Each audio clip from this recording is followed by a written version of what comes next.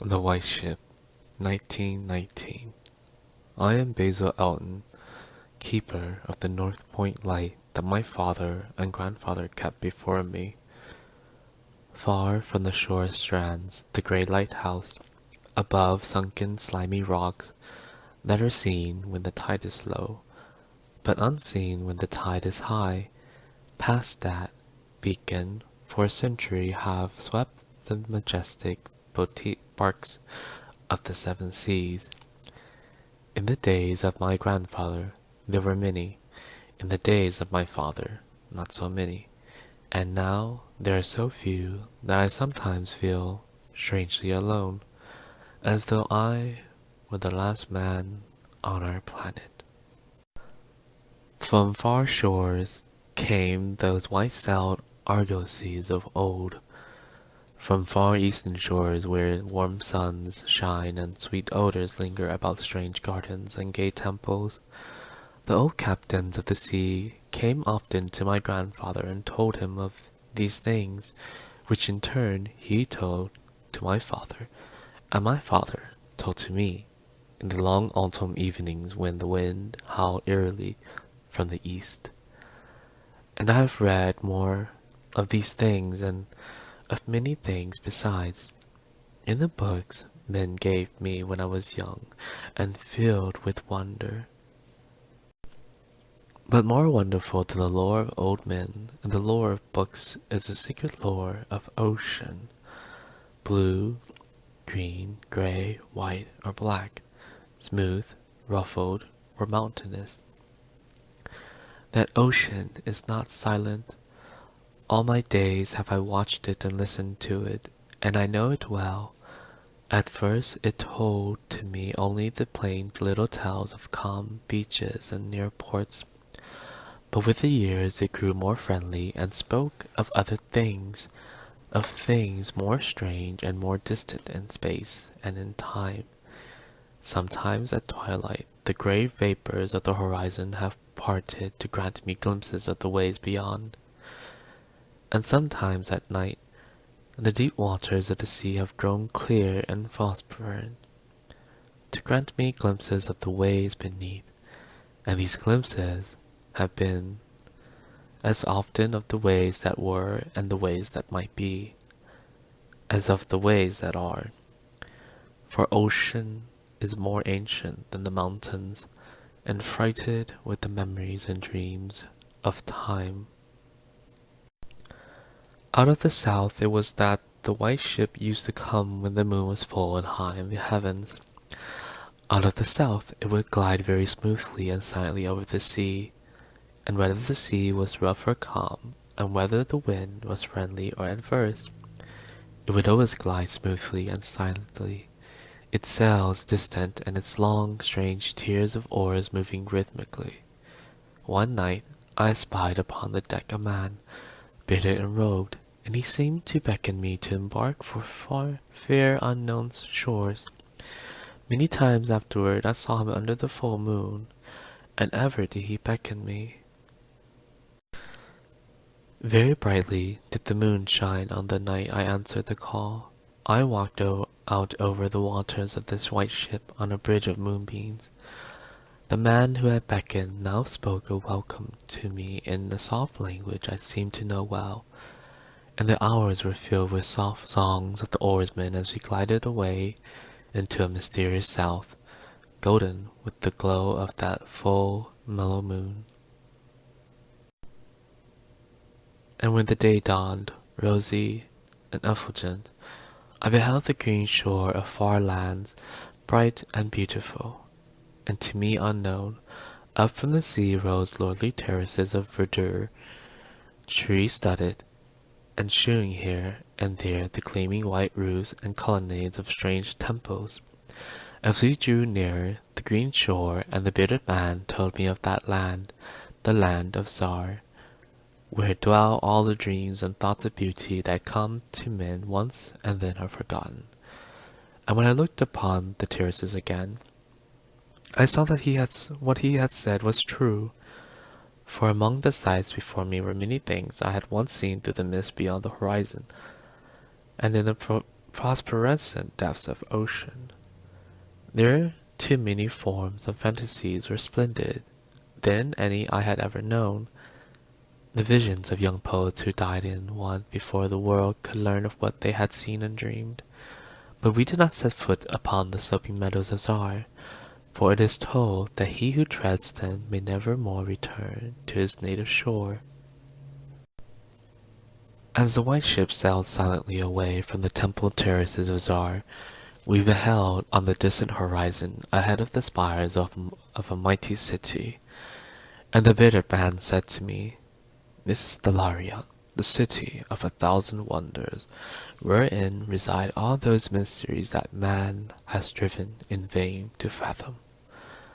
And I looked again, at closer range, and saw that the city was greater than any city I had known or dreamed of before.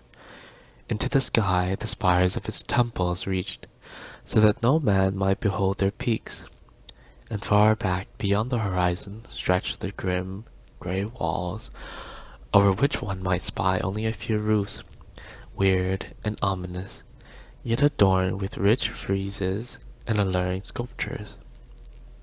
I yearned mightily to enter this fascinating yet repellent city, and besought the bearded man to land me at the stone pier by the huge carven gate at Cardiel.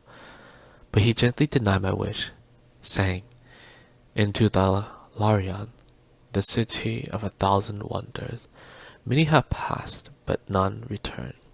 Therein walk only daemons, and mad things are no longer men. And the streets are white with the unburied bones of those who have looked upon the Eidolon Lethe that reigns over the city." So the white ship sailed on past the walls of the Larian, and followed for many days a southward flying bird, whose glossy plumage matched the sky out of which it had appeared. Then came we to a pleasant coast gay with blossoms of every hue, where as far inland as we could see basked lovely groves and radiant arbors beneath a meridian sun. From bowers beyond our view came bursts of song and snatches of lyric harmony, interspersed with faint laughter so delicious that I urged the roads onward in my eagerness to reach the scene. And the bearded man spoke no word, but watched me as we approached the lily-lined shore.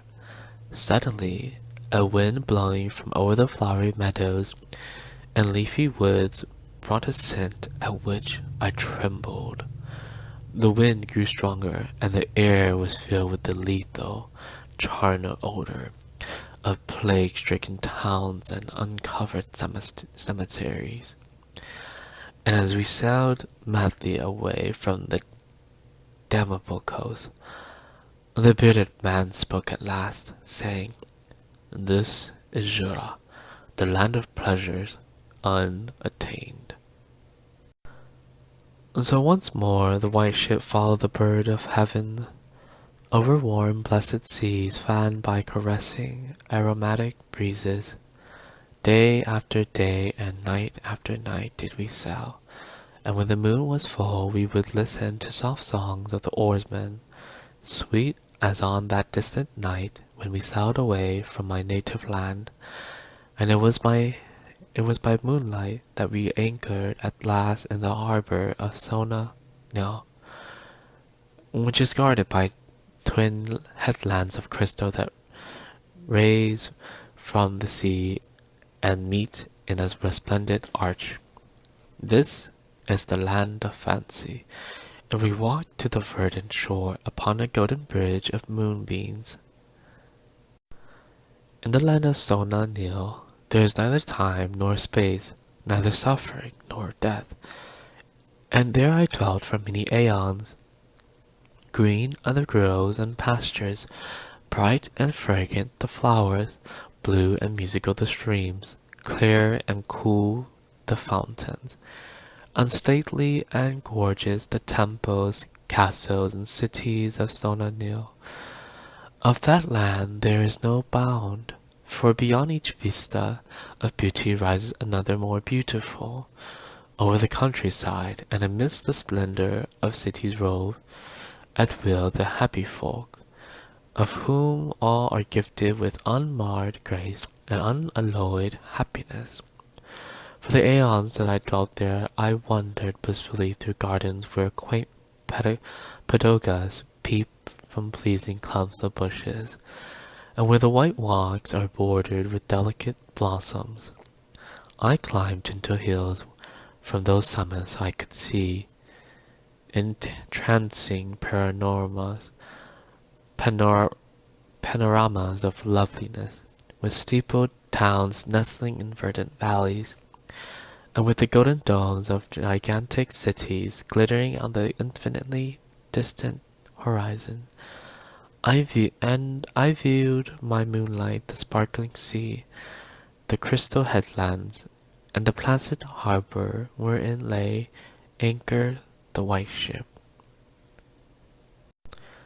It was against the full moon one night in the immemorial year of Tharp that I saw outlined the beckoning form of a celestial bird, and felt the first stirrings of unrest.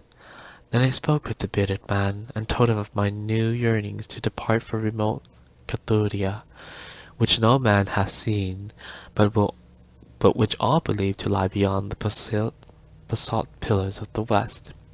It is the land of hope, and in it shine the perfect ideals of all that we know elsewhere, or at least so men can relate. But the bearded man said to me, "Beware of those perilous seas wherein men say Cathuria lies. In Sona Nil there is no pain nor death, but who can tell what lies beyond the basalt pillars of the west?" Nevertheless, at the next full moon, I boarded the white ship, and with the reluctant bearded man, left the happy harbor for untraveled seas. And the bird of heaven flew before, and led us toward the basalt pillars of the west, but this time the oarsmen sang no soft songs under the full moon. In my mind I would often picture the unknown land of Cathuria with its splendid groves and palaces, and would wonder what new delights there awaited me. Cathuria, I would say to myself, is the abode of gods and the land of unnumbered cities of gold. Its forests are of aloe and sandalwood, even as the fragrant groves of Kamori, and among the trees flutter gay birds sweet with song. On the green and flowery mountains of Cathuria stand temples of pink marble, rich with carven and painted glories, and having in the courtyards cool fountains of silver, where purl with ravishing music the scented waters that come from the grotto-born river Narg. And the cities of Cathuria are cinctured with golden walls, and their pavements are of gold. In the gardens of these cities are strange orchards, and perfumed lakes whose beds are of coral and amber. At night the streets and the gardens are lit with gay lanthorns, fashioned with the three-colored shell of the tortoise, and here resound the soft notes of the singer and the lutanist. And the houses of the cities of Cathuria are all palaces, each built over a fragrant canal bearing the waters of the sacred Narg. Of marble and porphyry are the houses, and roofed with glittering gold that reflects the rays of the sun and enhances the splendor of the cities as blissful gods view them from the distant peaks. Fairest of all is the palace of the great monarch Dorieb, whom some say to be a demigod and others a god. High is the palace of Dorieb, and many are the turrets of marble upon its walls. In its wide halls many multitudes assemble, and here hang the trophies of the ages, and the roof is of pure gold, set upon tall pillars of ruby and azure, and having such carven figures of gods and heroes that he who looks up to those heights seems to gaze upon the living Olympus. And the floor of the palace is of glass, under which flow the cunningly lighted waters of the Narg, gay with gaudy fish, not known beyond the bounds of lovely Cathoria. Thus I would speak to myself of Cathoria, but ever would the bearded man warn me to turn back to the happy shores of Sona Nyl, for Sona Nyl is known of men, while none hath ever beheld Cathoria. And on the 31st day that befall the bird, we beheld the basalt pillars of the west. Shrouded in mist they were, so that no man might peer beyond them, or see their summits, which indeed some say reach even to the heavens. And the bearded man again implored me to turn back, but I heeded him not. For from the mist beyond the basalt pillars I fancied there came the notes of singer and lutanist, sweeter than the sweetest songs of Sona Nyl, and sounding mine own praises, the praises of me, who had voyaged far under the full moon and dwelt in the land of fancy. So to the sound of melody, the white ship sailed into the mist betwixt the basalt pillars of the west, and when the music ceased and the mist lifted, we beheld not the land of Cathoria, but a swift, rushing, resistless sea, over which our helpless bark was borne towards some unknown goal. Soon to our ears came the distant thunder of falling waters, and to our eyes appeared on the far horizon ahead the titanic spray of a monstrous cataract, wherein the oceans of the world dropped down to abysmal nothingness. Then did the bearded man say to me with tears on his cheek, "We have rejected the beautiful land of Sona Nyl, which we may never behold again. The gods are greater than men, and they have conquered." And I closed my eyes before the crash that I knew would come, shutting out the sight of the celestial bird which flapped its mocking blue wings over the brink of the torrent.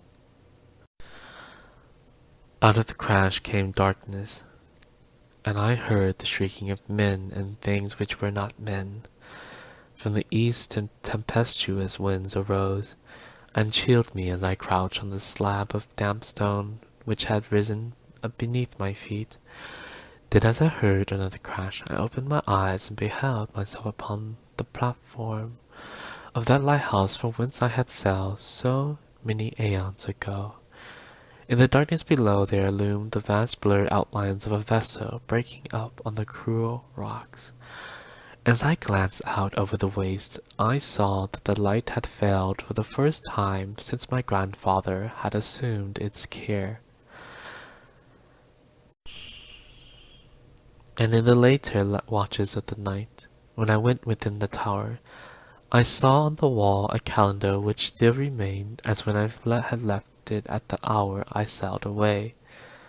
With the dawn I descended the tower and looked for wreckage upon the rocks, but what I found was only this, a strange dead bird whose hue was as of the azure sky, and a single shattered spar, of a whiteness greater than that of the wave tips or of the mountain snow.